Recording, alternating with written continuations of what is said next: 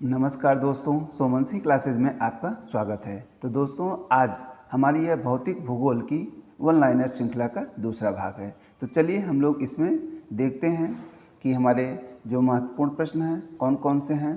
पहला हमारा प्रश्न है कि महाद्वीप अलग कैसे हुए। महाद्वीप अलग कैसे हुए? तो ये विवर्तनिक क्रिया से अलग हुए।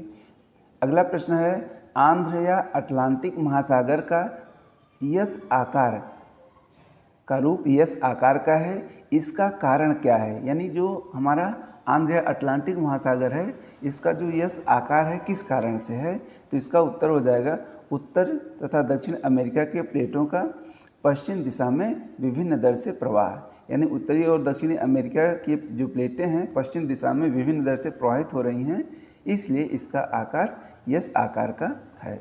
ठीक है। अगला क्वेश्चन है हमारा कि वर्तमान पृथ्वी के धरातल का स्थल जल स्वरूप किस युग तक पूर्ण हो चुका था? इसका उत्तर हो जाएगा प्लायोशीन।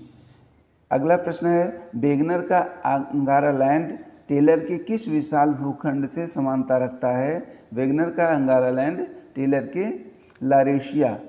लारेशिया भूखंड से समानता रखता है। ठीक है।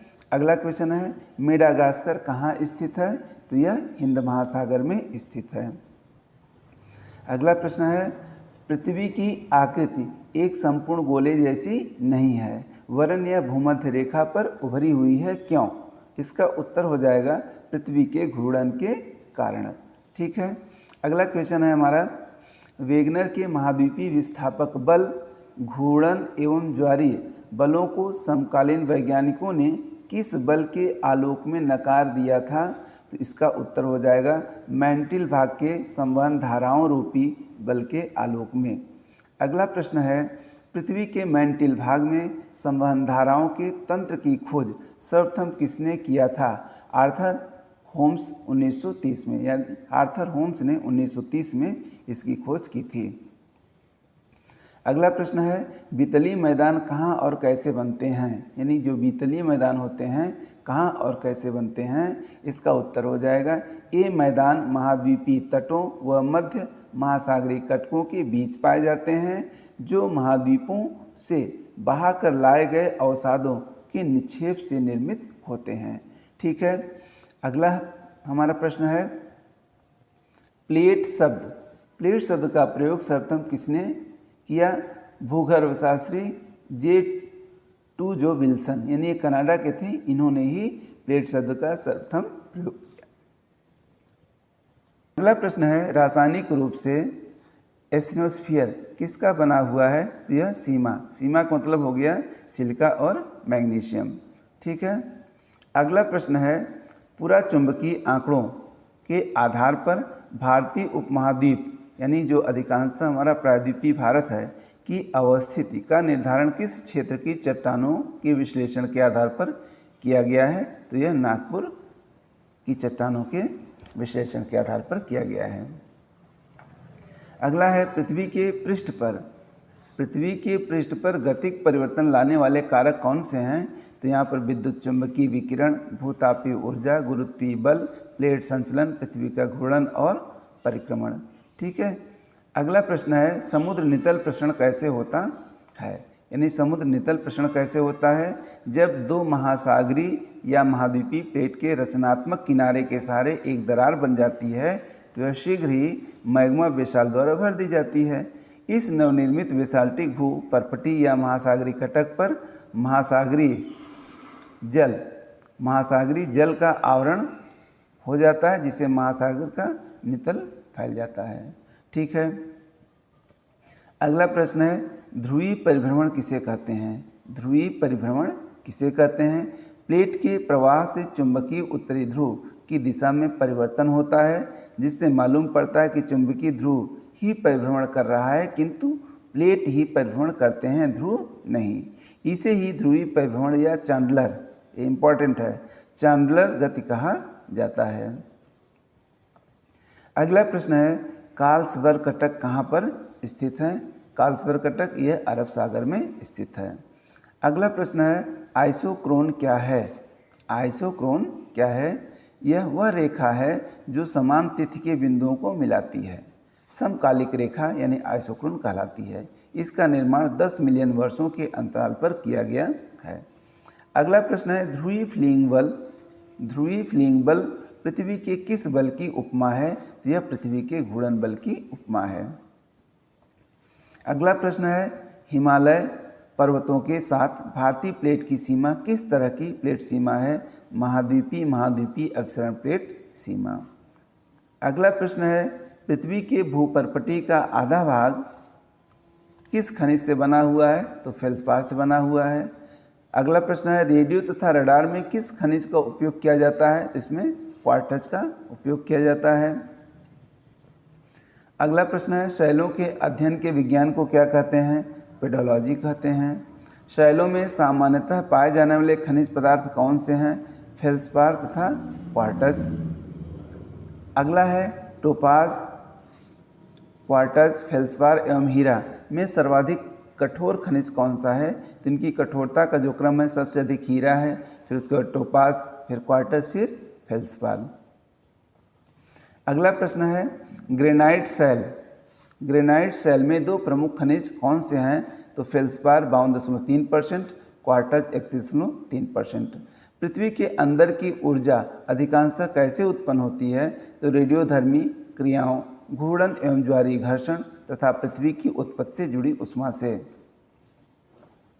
अगला प्रश्न है महाद्वीपीय जनक बल। महाद्वीपीय जनक बल में भू संचलन कैसा होता है? तो यह लंबवत होता है।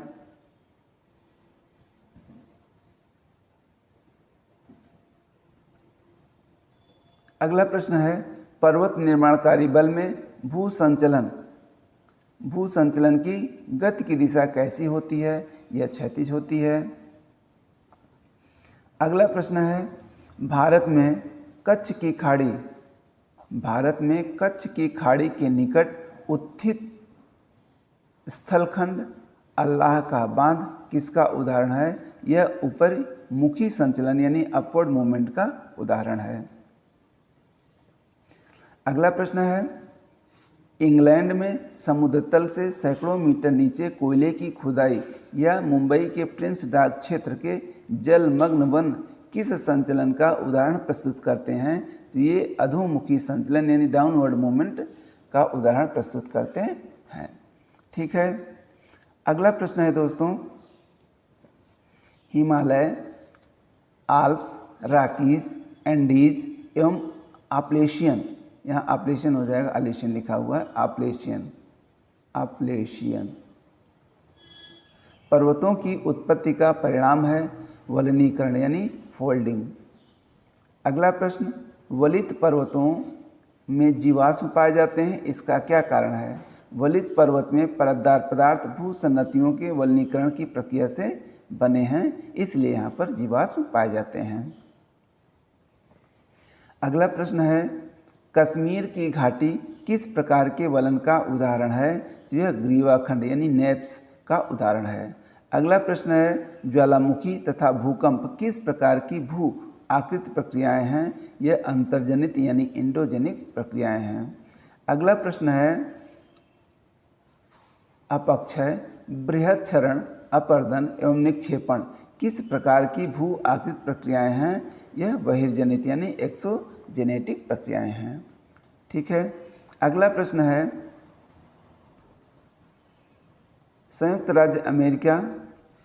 राज्य अमेरिका में कैलिफोर्निया क्षेत्र में स्थित मृत घाटी एवं दक्षिण ऑस्ट्रेलिया की स्पेंसर की खाड़ी किसका उदाहरण प्रस्तुत करती हैं? तो ये सभी फ्रांस घाटी का उदाहरण प्रस्तुत करती हैं। अगला प्रश्न है दोस्तों एशिया का मृत सागर किस प्रकार की घाटी का उदाहरण है? यह रिफ्ट घाटी का उदाहरण है।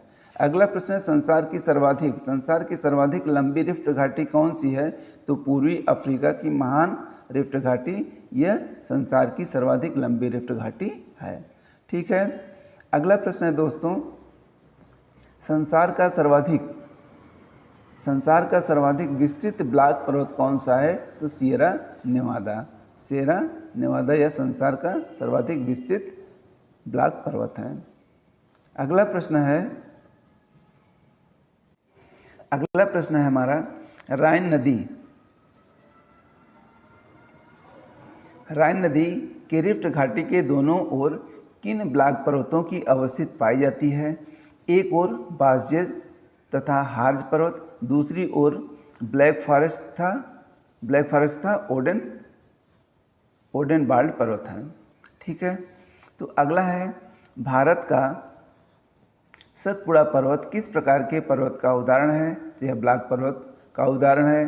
पंजशीर घाटी कहाँ अवस्थित है? यह अफगानिस्तान में है। सिलिकॉन वैली कहाँ अवस्थित है? संयुक्त राज्य अमेरिका के कैलिफोर्निया में। टेलर घाटी कहाँ है? अंटार्कटिका महाद्वीप पर। अगला है, राजाओं की घाटी कहाँ पर है? राजाओं की घाटी मिस्र देश में है। पृथ्वी के क्रस्ट में किस तत्व की मात्रा सर्वाधिक होती है? ऑक्सीजन की 46.8%। अगला प्रश्न है, भूपृष्ठ के संगठन में किस खनिज समूह की प्रधानता पाई जाती है? सिलिकेट समूह यानी फेल्सपार एवं क्वार्ट्ज। किस चट्टान में लोहे की मात्रा सर्वाधिक होती है? उसके क्षरण से काली मिट्टी का निर्माण होता है, बेसाल्ट। अगला प्रश्न है, पैग्माटाइट किस प्रकार का चट्टान है तथा इसमें कौन सा खनिज पाया जाता है? तो यह आग्नेय चट्टान है, इसमें अभ्रक खनिज पाया जाता है।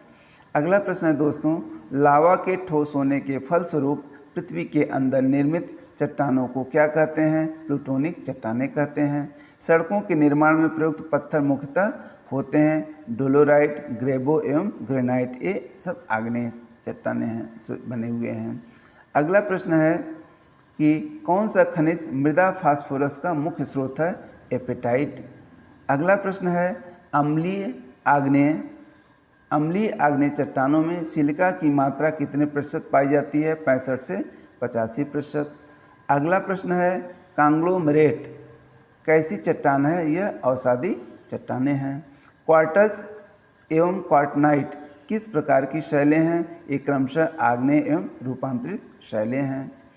अगला प्रश्न है, लोयस का सबसे अधिक विस्तार कहाँ पाया जाता है? उत्तरी चीन में।